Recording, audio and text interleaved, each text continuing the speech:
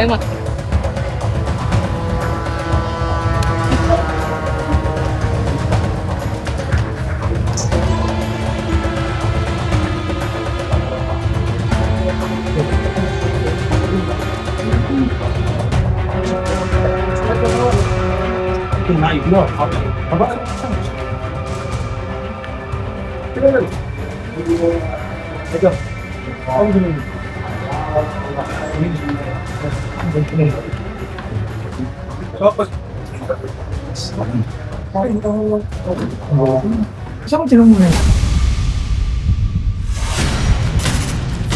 Satuan Reserse Narkoba Polres Tanjung Perak datang ke sini bukan untuk bertamu, melainkan untuk menangkap terduga bandar sabu. Namun yang dicari tidak ada. UM diduga telah mengetahui kedatangan polisi. Kakek berusia 67 tahun ini sudah melarikan diri.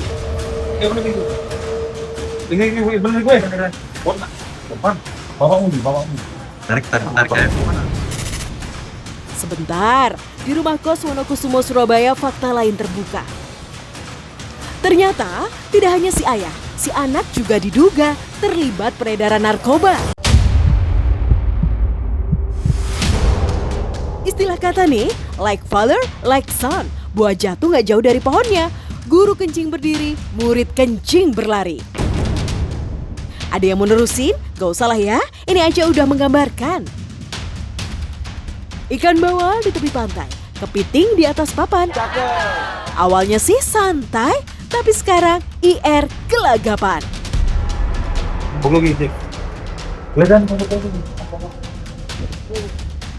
Effort polisi dalam menemukan barang bukti kali ini begitu rumit. Lokasi yang berada di kawasan padat penduduk, ruangan sempit dan barang bukti yang menumpuk membuat penggeledahan serasa lebih sibuk. Polisi harus ekstra kerja keras. Tak hanya di dalam kamar, penggeledahan juga dilakukan di area depan yang dialihfungsikan menjadi dapur. Dapur di luar gini kalau lagi masak auto bikin tetangga ngiler gak sih? Kayak gini nih, editor Do Your Magic. Lihat, sudah mateng.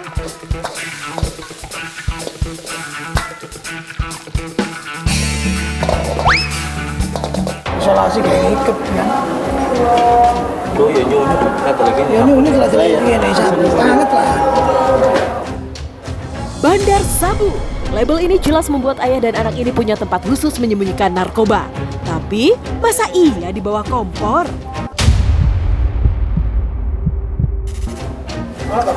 Tajuk ya.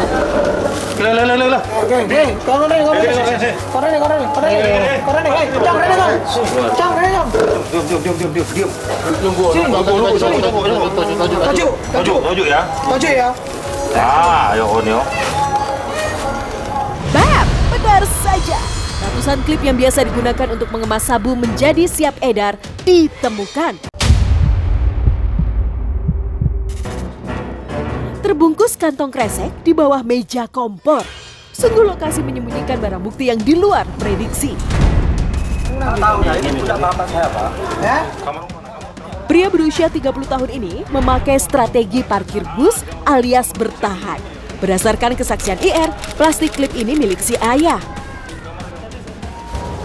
Pencarian barang bukti terus digencarkan. Kali ini anggota hendak menggeledah kamar si juru parkir liar. Ambil sendiri barangnya. Ambil. Daripada tak periksa.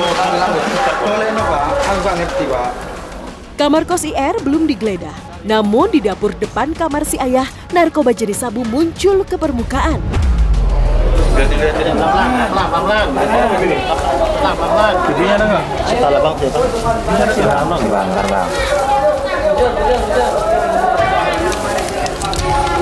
Ini jembangan.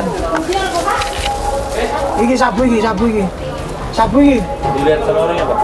Nah ini ya. Coba Sini Jang.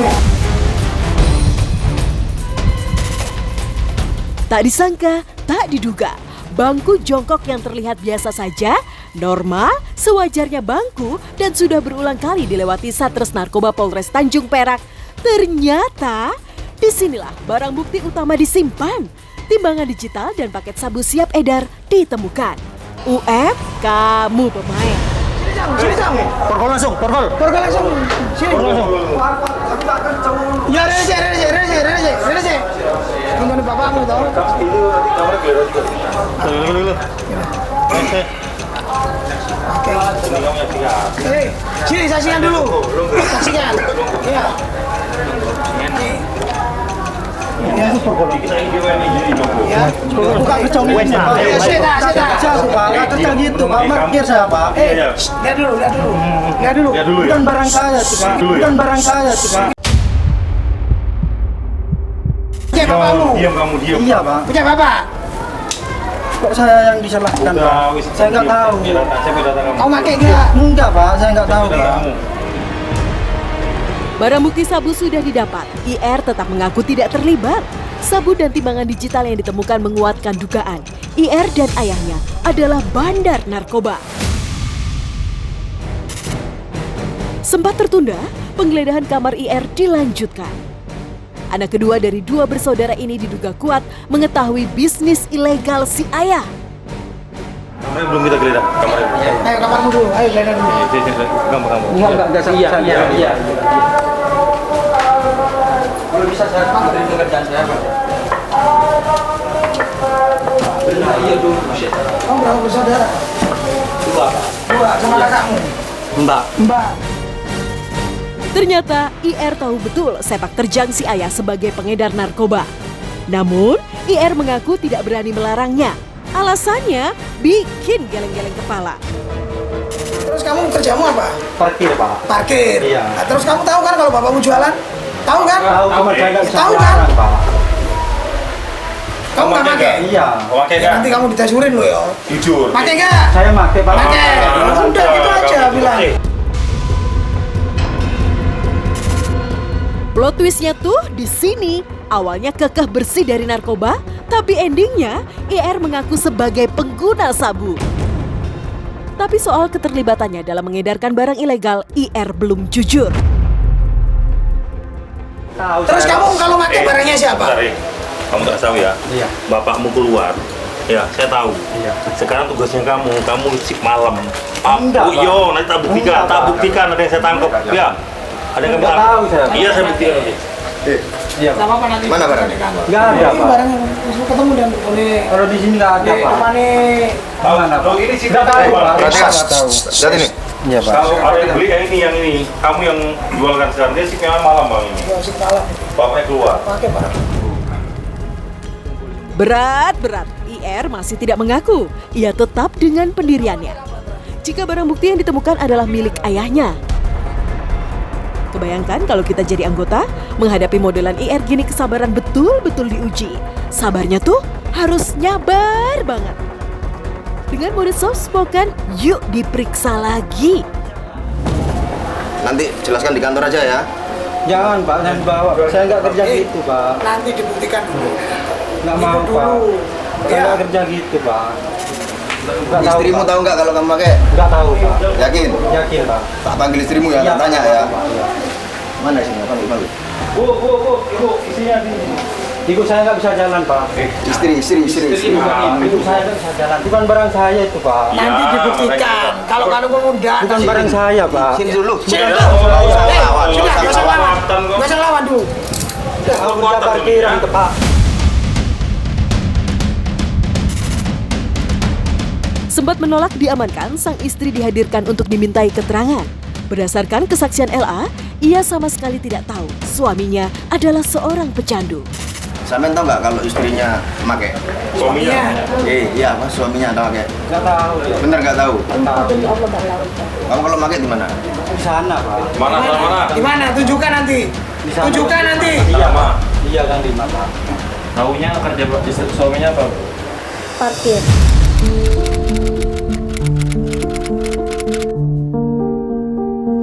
Pernikahan baru seumur jagung, harusnya ada di fase lagi seneng-senengnya. Tapi ini kok sudah banyak bohongnya? Kasih pantun dulu cakep kali ya. Beli meteran naik kereta, beli asinan sampai Danau Toba.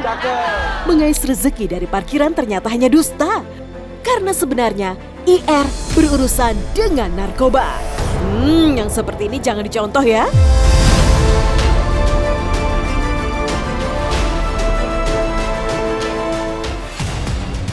Penangkapan ini menjadi tontonan warga.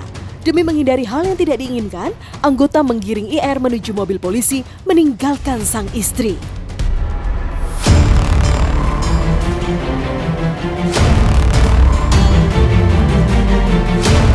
IR akhirnya mengaku ia memang partner menjual sabu UM. Di tempat berbeda, jawaban juga berbeda. Ayah anak pengedar narkoba. Bapakmu apa itu? Kandung? Kandung. Barang yang ditemukan tadi, barang dari mana? Dari bapak. Bapakmu, bukan kamu? Bukan pak, saya enggak. Bapakmu? Bapakmu jualan? Saya bantu jual. Siapa yang ngeklip atau mecah-mecah barang siapa? Ini bapak saya pak. Hah? Terus yang jualin? Bapak pak, kadang saya pulang kerja gitu pak ya. Kan saya kerja bakti. Pulang, habis tidur, habis istirahat. Kadang masih ada bapak pak di rumah. Ya. Kalau bapak keluar pak ya. Pan, ditelepon ya pan, tolong kasihkan itu. Saya udah nolak, saya nggak mau. Oke. Takut pak. Saya, Terus? Apa pak ya? Saya lihat orang tua saya yang udah sakit-sakitan pak. Jadi ya udahlah, gimana lagi daripada nanti pulangnya emosi sama saya pak. Banyak pelanggannya? Hah? Banyak pelanggannya? Dikit. Duh mas, gak gitu ya konsepnya.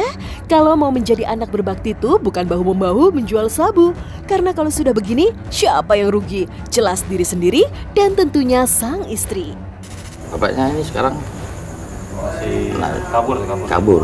Jadi karena kabur kita temukan di rumahnya ini barang bukti berapa poket bendera pecah-pecah